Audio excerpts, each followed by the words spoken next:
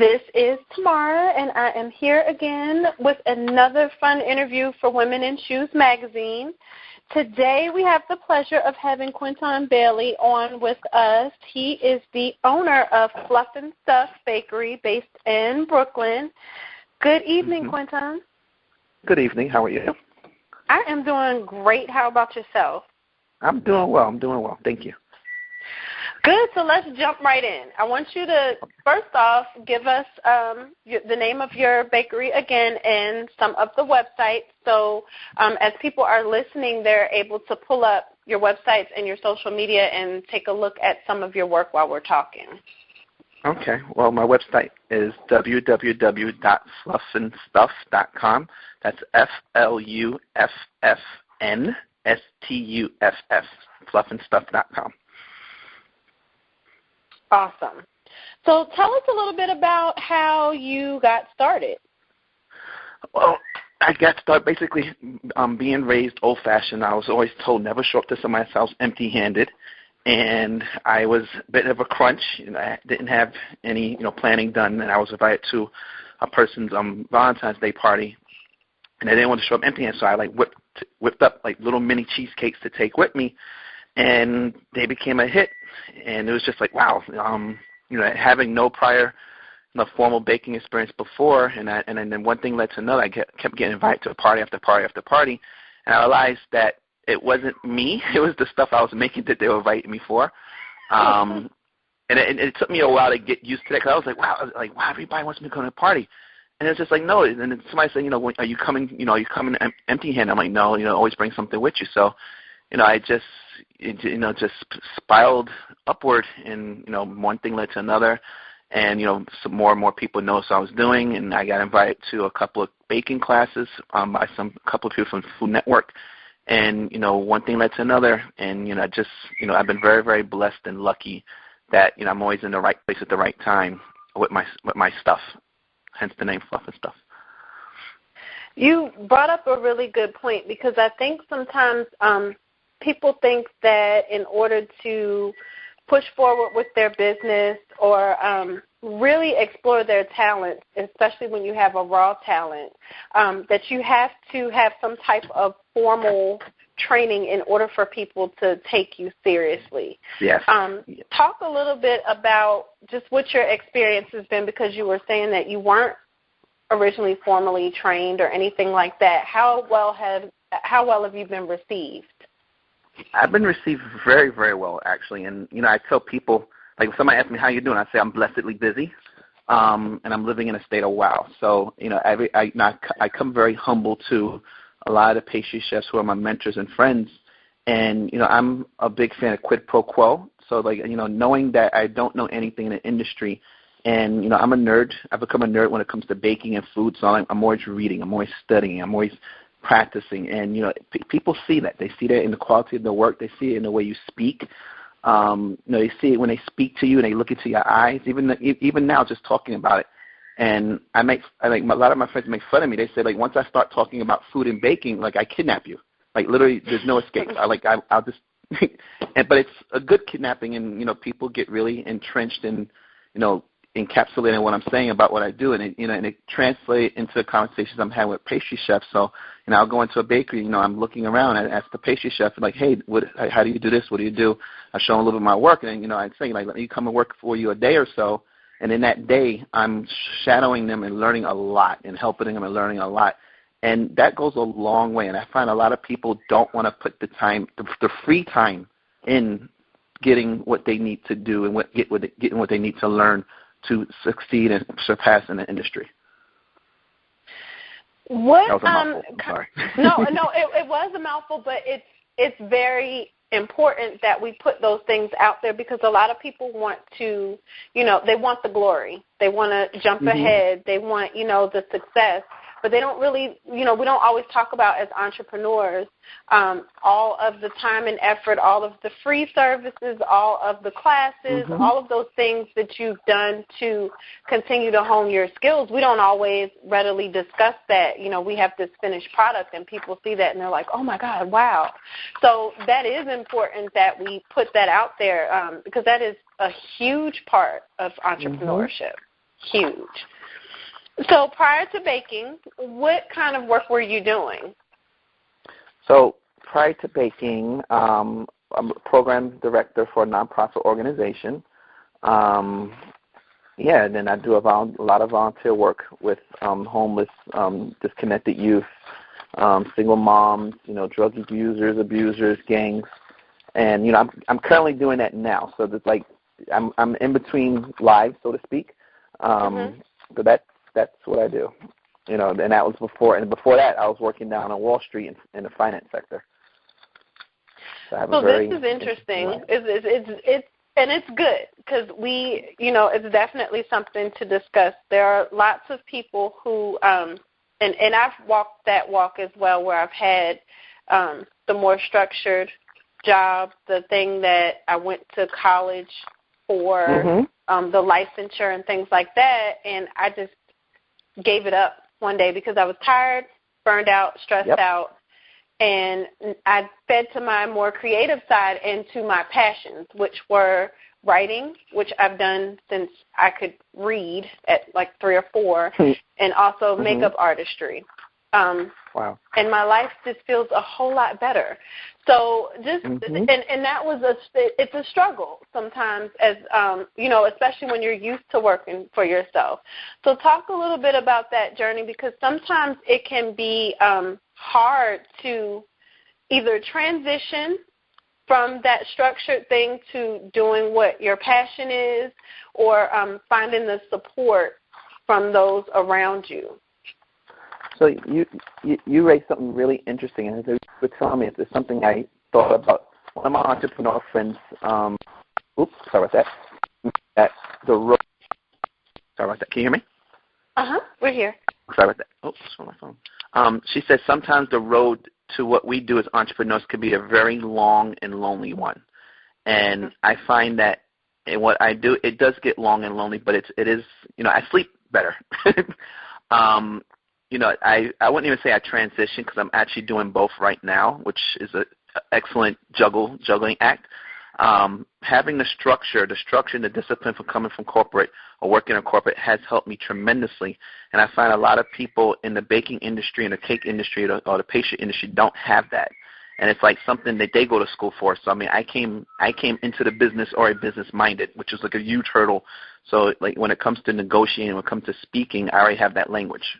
So it's like, I know how to ask for things. I know how to negotiate, barter, all of that. So, that was good. But then the creative side, which I didn't even know I had tapped into as I've gotten more and more doing this more and more, I find that this is something I really like. I've really enjoyed doing this. And it's my therapy. It puts money in my pocket. It puts a smile on people's faces.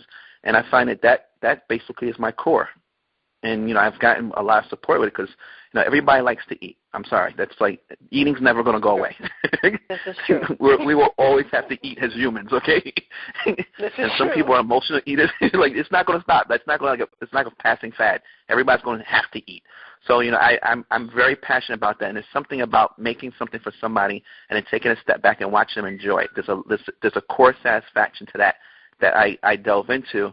And, even with the work I do now, my 9-to-5 job, I bring stuff in for people, and they get all happy, like, yay, it's so good to have you on our team. And I'm like, like resident pastry chef.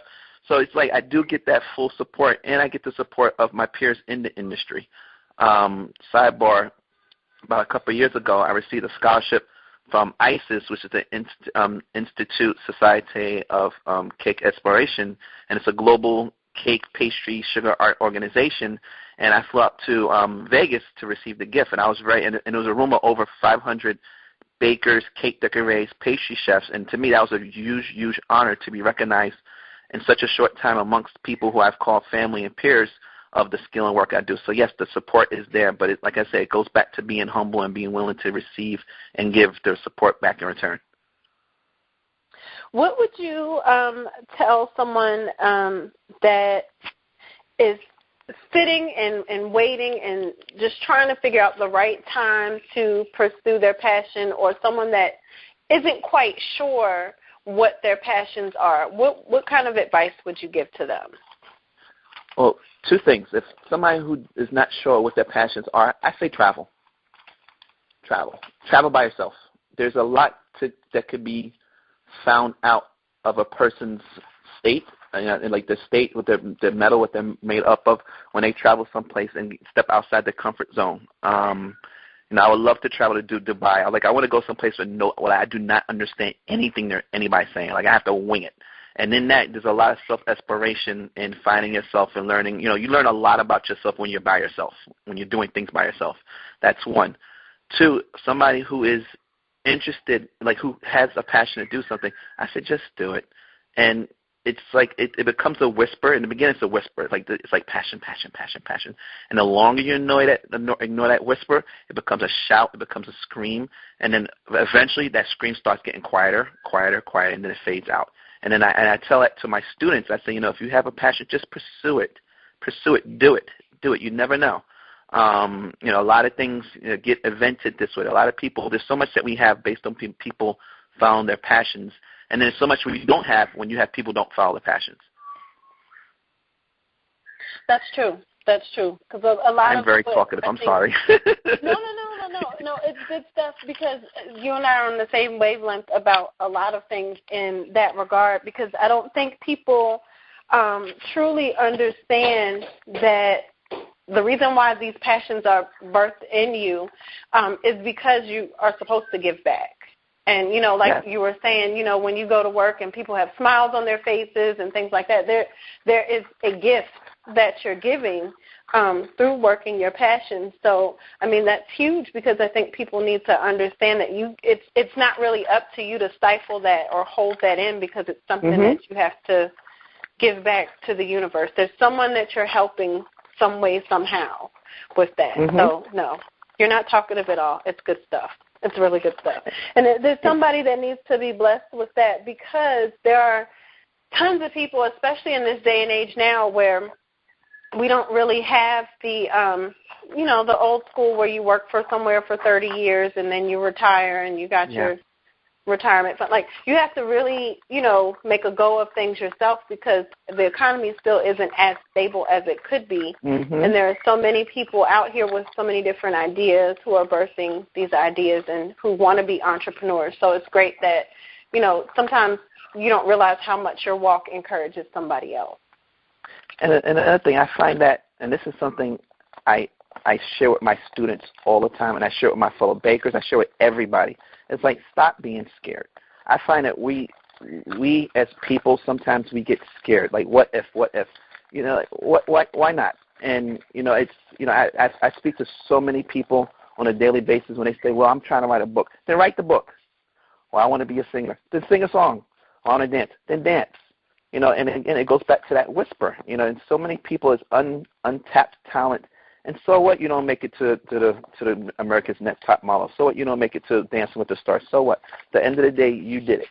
And, for a lot of people who start businesses with the fear of failing, at least you started. And that's something I tell people. I said, at least he did it. At least he did it. He created it, and so it didn't work, but he did it. Exactly.